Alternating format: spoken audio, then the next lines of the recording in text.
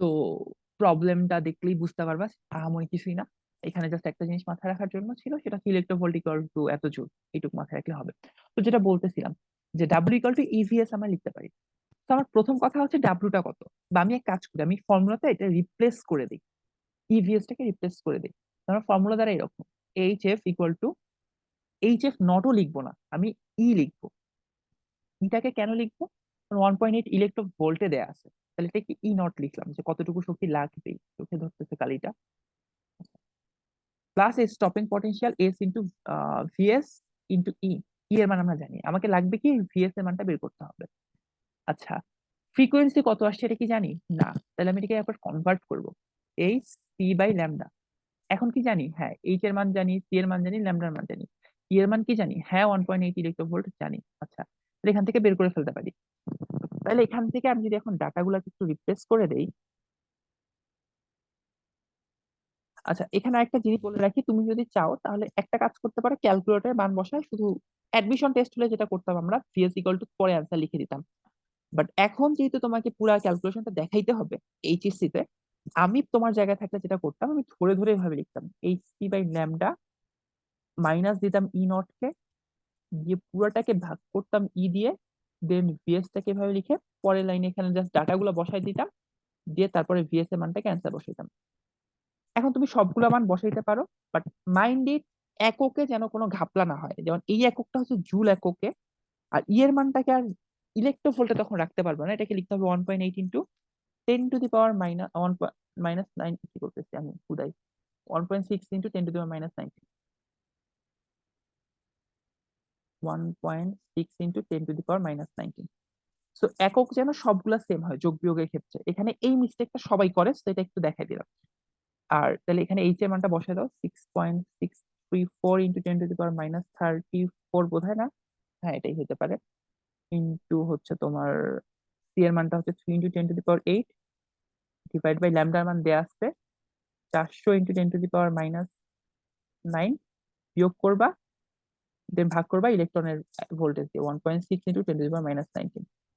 এটা আরেকটু কাটাকাটি করা যায়, আমি ওইভাবে আর গেলাম না, আর বাকিটা তোমরা নিজেরাই করতে পারো, আর একটু সিম্পলিফাই করা যায়। সিম্পলিফাইটা কিরকম? আচ্ছা, এইটুকু তো বুঝছো না? এইটুকু বুঝছো? উম নিশা বুঝছো এইটুকু? জি ভাইয়া। আচ্ছা, তাহলে সমস্যা নেই। আর এখানে আরেকটু সিম্পলিফাই করে দেই, যদি ফিউচারে কেউ এটা নিয়ে কাজ করতে চাও আর কি।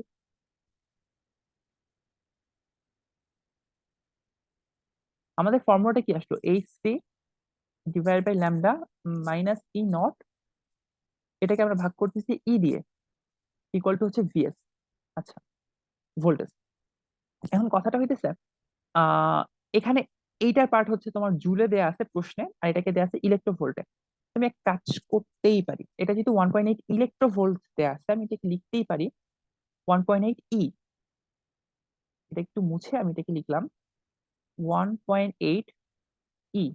বুঝতে পারছো? ই এর মানটা জাস্ট বসাই দিলে, দেন এখানে কিন্তু ভেঙে দিলে ই কেটে যাবে, তাহলে জিনিসটা থাকে এইরকম, H C divide by lambda ই।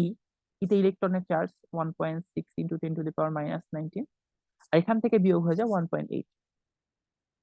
এই ভোল্টেজটা হচ্ছে তোমার ভিএস। তার মানে বলছো ভোল্টেজের ক্ষেত্রে আমরা একটা দারুণ ফর্মুলা বের করে ফেলছি। সেটা হচ্ছে, এটা হচ্ছে ওই কার্যাপেক্ষকটা, কার্যাপেক্ষকের যে ভোল্টেজটা, কার্যাপেক্ষকের ভোল্টেজটা, এটা হচ্ছে নিবৃত্তি বিভবের ভোল্টেজটা। তাহলে আমি বলতে পারি এখানেও এই সি বাই ল্যামডা পরিমাণ রশ্মি আসতেছিল, সেটাকে ই দিয়ে ভাগ করলে কার্যাপেক্ষকের ভোল্টেজটা প্লাস নিবৃত্তি বিভবের ভোল্টেজটা পাচ্ছি। ব্যাপারটা অনেকটা এইরকম। এই ফর্মুলাটা equal to E not plus গতিশক্তি ডাব্লু, অথবা আমি বলতে পারি ই কে, দুইটার একটা বললেই হয়। ঠিক আছে, দুইটা একটা বললেই হয়। দেখো দুইটা ফর্মুলা একই স্ট্রাকচার ফলো করে দাঁড়ায় আছে, একই স্ট্রাকচার ফলো করে দাঁড়ায় আছে। পার্থক্য কি? নিচের পুরা পার্টটা জুল নিয়ে কাজ করতেছে, উপরের পুরা পার্টটা ইলেকট্রো ভোল্ট নিয়ে কাজ করতেছে, সিম্পলিফাইড ওয়েতে। ডিফারেন্সটা কি? এখানে ই মানে আমি বলতে পারি এইচ এফ, অথবা বলতে পারি এইচ সি বাই ল্যামডা। এখানে শুধু ই মানে এইচ সি বাই ল্যামডা, তার সাথে শুধু একটা ই গুণ হয়ে আছে, আর কিচ্ছু না। একদম সিম্পল স্ট্রাকচার। সো এটা বইয়ের চিপায় লিখে রাখার মতো একটা দারুণ জিনিস। সিম্পল স্ট্রাকচার, বাট হচ্ছে অনেক জোস। ওকে, তো এই জিনিসটা একটু চিপার মধ্যে লিখে রাখবা, কাজে আসবে। এবার আমি সেকেন্ড কোশ্চেনটাতে যাই। এখান থেকে কই ছিলাম এখানে ছিলাম। এটা একটু ক্লিয়ার করে ফেলি। সেকেন্ড কোশ্চেনটার দিকে তাকাই। দেখো, নির্গত ইলেকট্রনের সর্বোচ্চ গতিবেগ কত? ওকে, নির্গত ইলেকট্রন ভদ্রলোক কে ছিল, যে ইলেকট্রনটা বের হয়েছে তার সর্বোচ্চ গতিবেগ কত চাইছে। তুমি এই ক নাম্বার প্রশ্ন করে ভিএস টাকে পেয়ে গেছো। ভিএস টাকে পেয়ে গেছো এখান থেকে, যে ভিএস এর মানটা পেয়ে গেছো। তাহলে আমি জানি VS, E into VS equal to W, বা এটাকে ই কেও বলা হয়, তুমি যা ইচ্ছা ধরো, ইকুয়াল টু লেখা যায় হাফ এম ভি ম্যাক্সিমাম তার স্কোয়ার। ওকে, এটা তো বুঝতেছো। কে বের হচ্ছে ইলেকট্রন, তাহলে এম হচ্ছে ইলেকট্রনের ভর, 9.11 ইন্টু 10⁻−31। দেখি আমি কি কি মান জানি। ই এর মান জানি, ইলেকট্রনের চার্জ। ভিএস এর মান এই অঙ্ক থেকে বের হয়েছে, এইটুকু নিব আর এখান থেকে এইটুকু নিব। হাফ এর মান তো জানি, এম এর মান জানি, তাহলে এই ভি ম্যাক্স এর মানটাও বের করে ফেলতে পারবো। ভি ম্যাক্স এর মানটা আমি যদি বের করি, আমি জাস্ট ফর্মুলাটা দেখাই, দেন ডাটাগুলো বসায় অ্যান্সারটা বের করে নিও। ভি ম্যাক্স এর মান কত হবে, এখানে দুইটা গুণ হয়েছিল, দুইটা এখানে যাবে, 2 EVS ডিভাইডেড বাই এম, এটাকে রুট করে দিব। এই হচ্ছে আমার ভি ম্যাক্সিমাম। ডাটা সবই দেয়া আছে, সবই পাইছো, বসাই দিই, অ্যান্সার হয়ে যাবে। এককটা হচ্ছে মিটার পার সেকেন্ড, সতর্কবাণী। ওকে, এইটুকু স্ট্রাকচার ক্লিয়ার।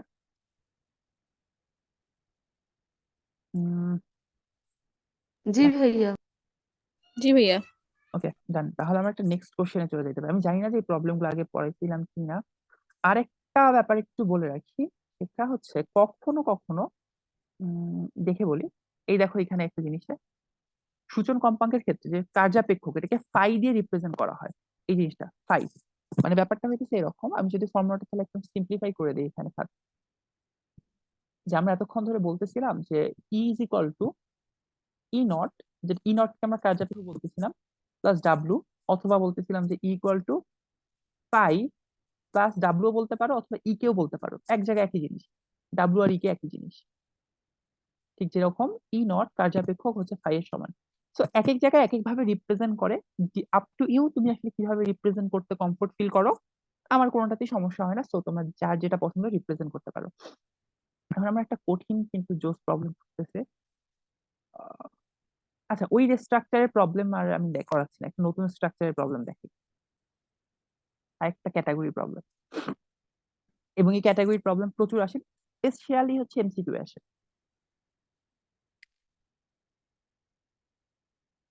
আরেকটা জিনিস বলি, একটা সিম্পলিফাইড জিনিস বলি। ধরো আমরা যে সোলার প্যানেল নিয়ে কাজ করতেছিলাম, যে দুইটা পাত ছিল, একটা পাতে হচ্ছে রেডিয়েশন পড়তেছে, একটা পাতে রেডিয়েশন এসে পড়তেছে, আর হচ্ছে একটা নির্দিষ্ট অ্যামাউন্টের শক্তি দিয়ে সেটা এখানে যাচ্ছে। তো যত গতিশক্তি তত হচ্ছে কারেন্ট এইদিকে ফ্লো করে, তত ব্যাটারি ভোল্টেজ পাওয়া যায়। আচ্ছা ভাইয়া, ভালো কথা। কথা হইতেছে, সূর্য থেকে যে আলোটা আসে, বা একটা টর্চ লাইট যে আলোটা নিক্ষেপ করে, তার তরঙ্গ দৈর্ঘ্যটা ফিক্সড, একদম ফিক্সড একটা তরঙ্গ দৈর্ঘ্য নিক্ষেপ করে সে। হ্যাঁ, আচ্ছা ঠিক আছে, করলো।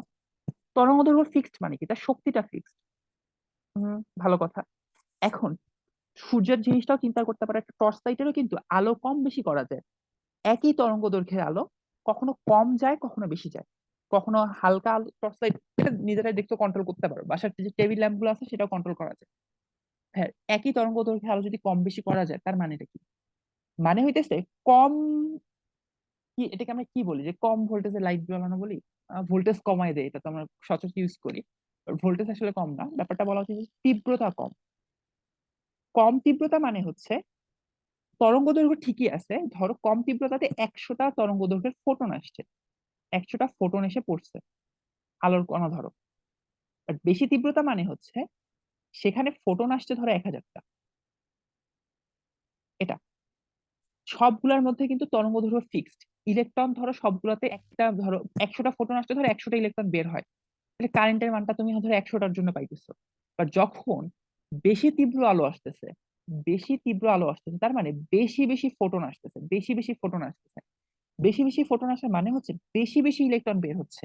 আগে হয়তো 100টা বের হচ্ছিল, এখন 1000টা বের হচ্ছে, তাহলে বেশি বেশি কারেন্ট এদিক দিয়ে যাচ্ছে। সোলার প্যানেলে এটাই হয়। বেশি তীব্রতার আলো মানে কি, সূর্যের রশ্মির তরঙ্গ দৈর্ঘ্য ফিক্সড, কম্পাঙ্ক ফিক্সড ধরে নিচ্ছি, এবং বাস্তবে এটাই ফিক্সড। কিন্তু বেশি তীব্র কম তীব্র মানে বেশি ফোটন আসতেছে, কম ফোটন আসতেছে। বেশি ফোটন আসতে বেশি সূর্য তীব্র হলে কি হয়, সোলার প্যানেল ভালোভাবে চার্জ হয়। তখন বেশি লাইটিং এ ভালো চার্জ হওয়া শুরু করে, তখন বেশি ফোটন যায়, বেশি কারেন্ট এদিকে ফ্লো করে, তার ফলে আমরা বেশি হচ্ছে আউটকাম পাচ্ছি। ওকে, সো এখানে একটা ব্যাপার মাথায় রাখো, ফোটন কয়টা আসে এটা ম্যাটার করে। ফোটন কম আসলে আমরা বলি তীব্রতা কম, আর ফোটন বেশি আসলে আমরা বলি কি হচ্ছে তীব্রতা বেশি।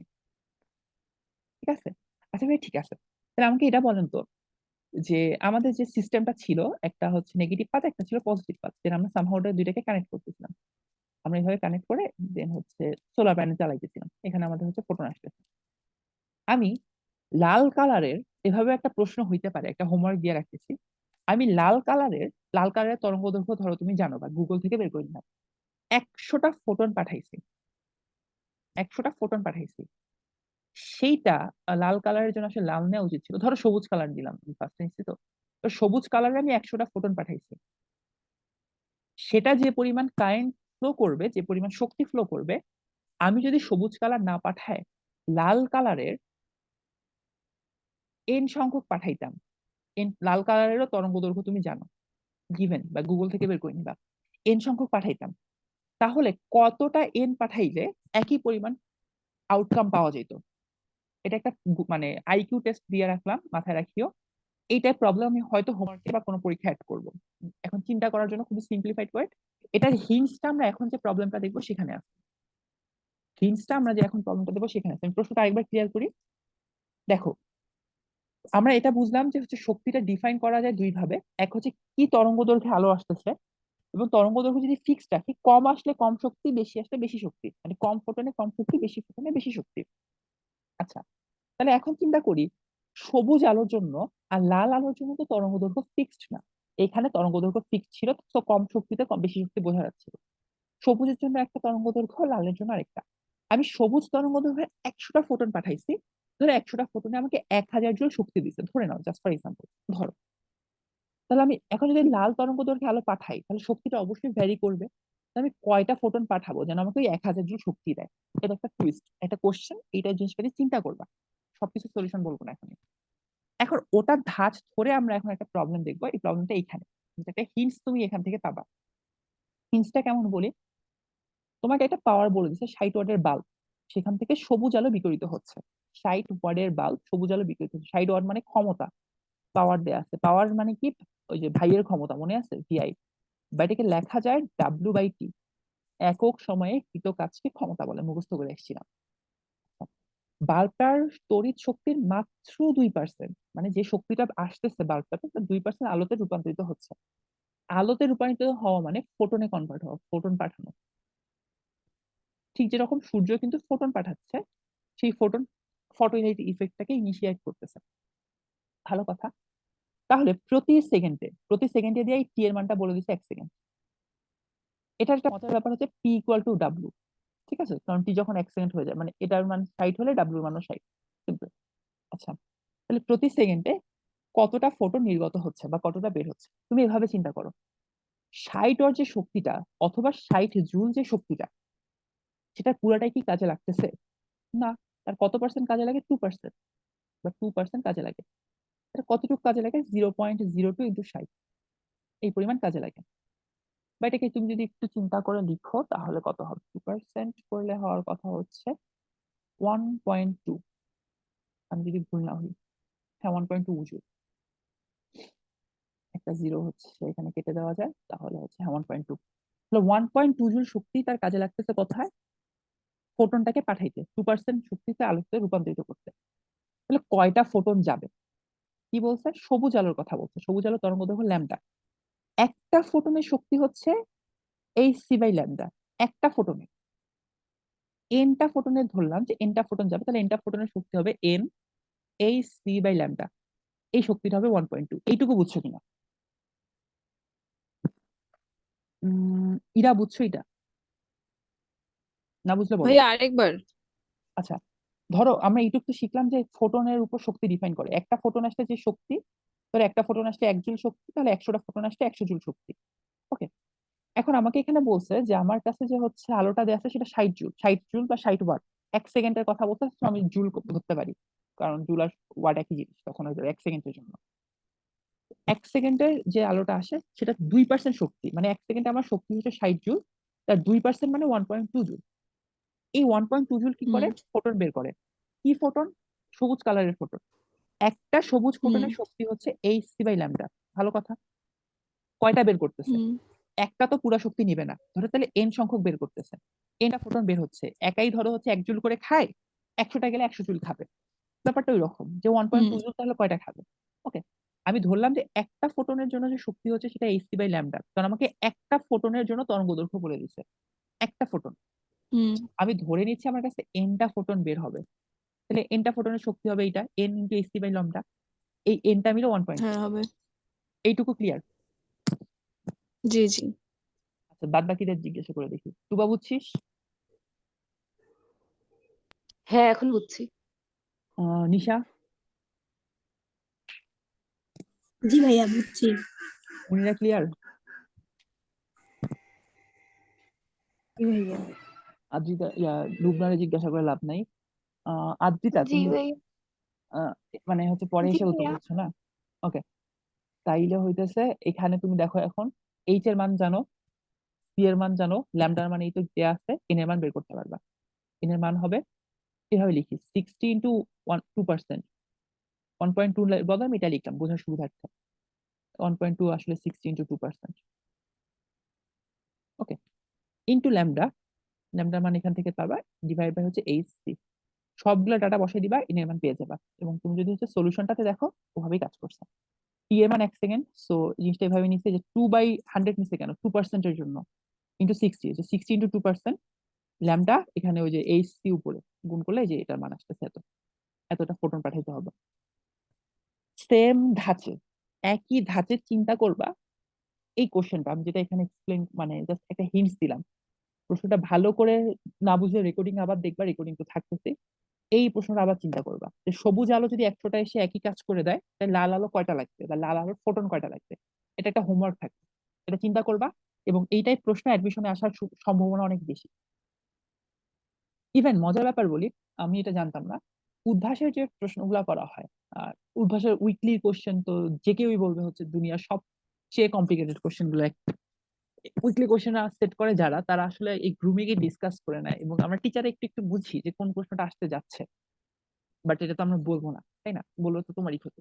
তো ওই উইকলি কোশ্চেন গুলোতে আমরা গ্রুমিং এ ডিসকাস করি যে আছে, ভাইয়ারাই জিজ্ঞাসা করে আছে এটা অন্য কোনো ভাবে প্রশ্ন করা যায় কিনা, কারণ একই টাইপের প্রশ্ন বারবার হয়ে যায়।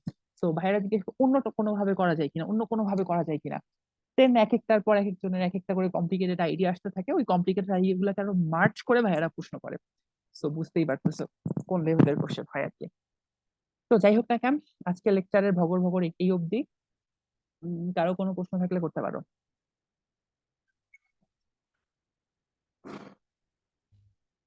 আচ্ছা, প্রশ্ন নাই, আমি পালাই, আমার খুব খিদা লাগছে, ব্যাচেলার লাইফে প্রচুর খিদা। আচ্ছা ঠিক আছে, ভালো থাকো তাহলে সবাই। উম কালকে একটা আবার হচ্ছে লেকচার আছে, কালকে তো 11টার দিকে হবে হয়তো। ওকে। ভাই আসসালামু আলাইকুম। ওকে, ওয়ালাইকুম আসসালাম ওয়া রাহমাতুল্লাহ।